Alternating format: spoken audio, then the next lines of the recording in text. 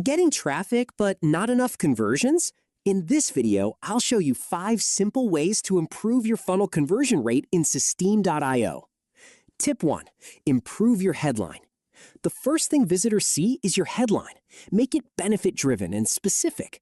Instead of saying, "Welcome," try something like, "Get your free funnel blueprint in 5 minutes." Tip 2. Simplify your page. Remove unnecessary text, images, or menu links.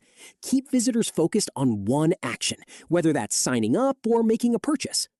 Tip 3. Strengthen your call to action.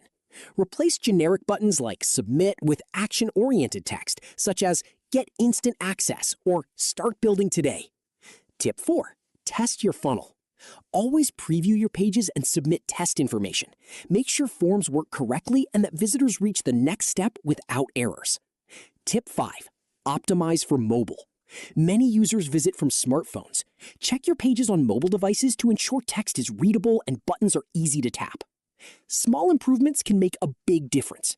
Test one change at a time and measure the results. If you're ready to start building your own funnels, check out the first link in the description to explore Systeme.io. Thanks for watching, and I'll see you in the next video.